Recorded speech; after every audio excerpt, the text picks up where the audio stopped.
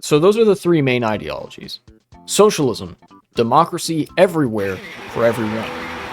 Rights, liberalism, fucking Moai face, blank expression, absolute nothingness. Fascism, I want to kill everyone. There you go, that's those three ideologies. And then feudalism, I could spend a little bit of time on that. Feudalism is kind of like... Well, it's kind of bizarre, given that all the three main ideologies here exist in the context of modern liberalism.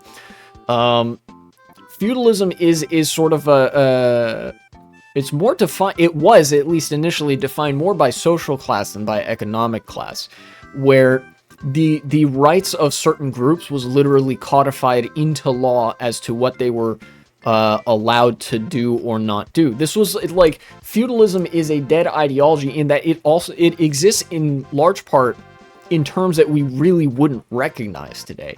This is like, feudalism is an anti-universalist ideology.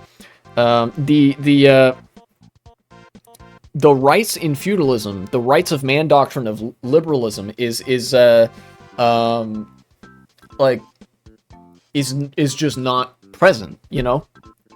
Rights under feudalism were not universal. They were conditional on your social status. If you were a noble of such and such family, you got to do this. And those rights were reserved for that group of people.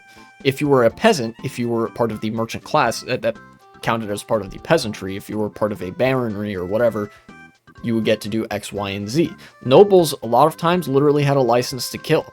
But a lot of times they weren't that wealthy, at least in the early days of feudalism. You can find stories and historical accounts from the 10th century, 8th to 12th century and whatever. A lot of nobles weren't all that wealthy, but they had social connections, and they were represented and protected and enabled by the law to do things.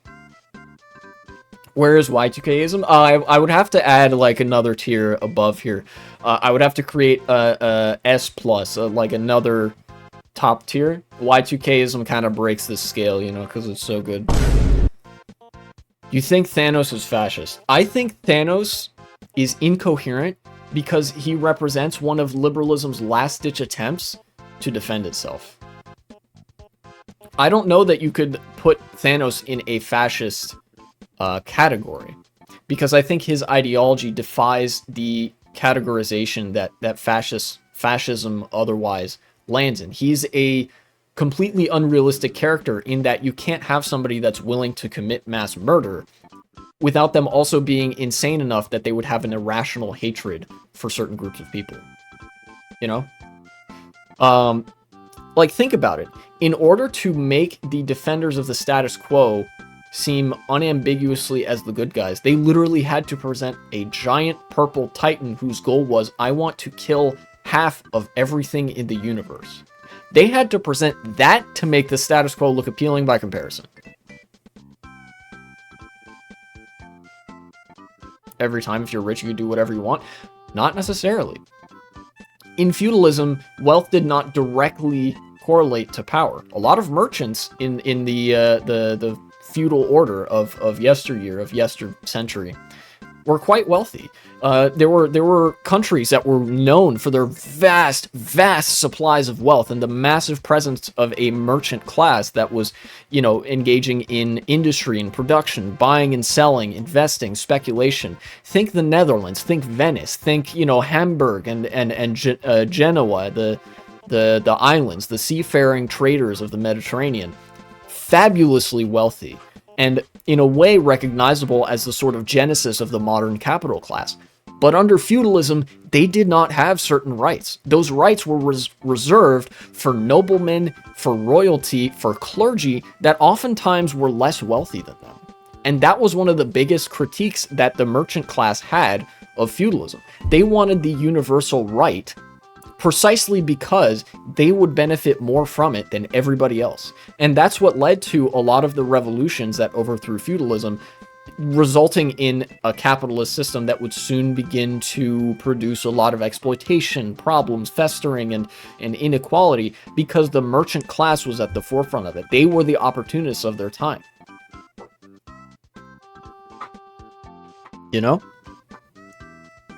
And again, it was like, it was one of those things where there was a lot of good justification to overthrow the feudal order. Massively hierarchical, minorities oftentimes, it wasn't like the Jim Crow oppression of the 1920s where minorities were like kind of subtly read between the lines written out of the law. A lot of the time, the oppression that minorities face would be legally encoded, and it would be legally sanctioned. Pogroms would be conducted by, villages with the sanction of the local, baron or whatever.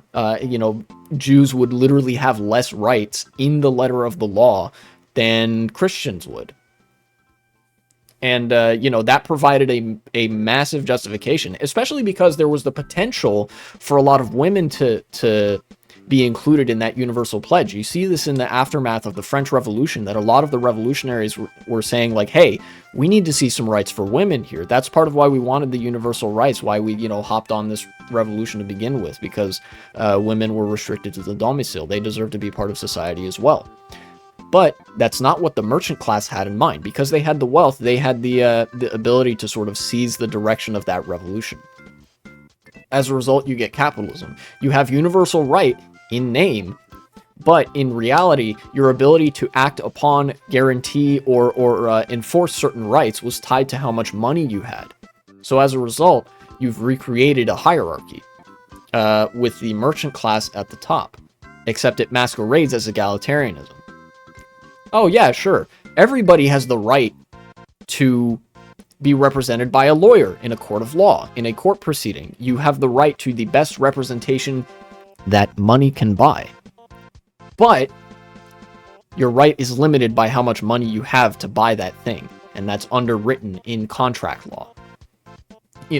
A merchant with a lot of money, one of the, the capital class, will always have better legal representation than you or me. Even though we both have the right to a speedy trial, at least on paper, we have the right to representation in court. Lawyers cost money. Public defenders are overworked. There just does not exist the positive public infrastructure to support the enforcement and protection of that right at no cost out of pocket. You have to pay out of pocket. As a result, we have fewer rights than people who have a lot of money. But in feudalism, you literally didn't have that right. A nobleman had more rights in court than you or me. And that was written in the letter of the law. No amount of money could save you from that. The nobles had more rights. That is why feudalism is a dead ideology. It was very, very thoroughly overthrown. It went from blood relations to wealth. Effectively, yeah. And a lot of times the merchant class and the aristocratic class were sort of, at the tail end of feudalism, the merchant and aristocratic class sort of merged together. Some of the aristocrats in places where revolutions were less violent, where it involved less, cutting off of the monarch's heads, some of the aristocrats began to see the writing on the wall and went into business. Yesterday's aristocrats are today's businessmen. They adapted and changed to become the new ruling class, where the ruling class was no longer determined by blood relations, now it was determined by wealth. And while every nobleman wasn't wealthy, most of them were. And you could use the social connections and legal protections that you had as a nobleman to amass wealth. That explains why rich people bloodlines are just better people propaganda. Yeah, the propaganda about the bloodline of the wealthy. That's a very old propagandistic tagline. Goes all the way back to Plato and Aristotle. They believed that the blood of noblemen was lined with silver or something like that, and that peasant blood was inferior or something.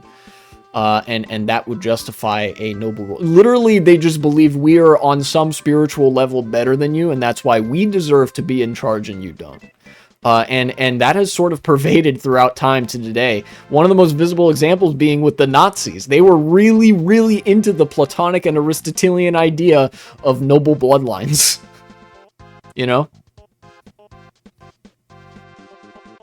Hello, Editing Y2K here. This is just one part of a multi-part series of me ranking all the ideologies that I know enough about to comment on. It took place over the course of 2 live streams earlier in the year, and the other parts will be all available on a playlist if you're interested. Please check it out, and thank you for watching.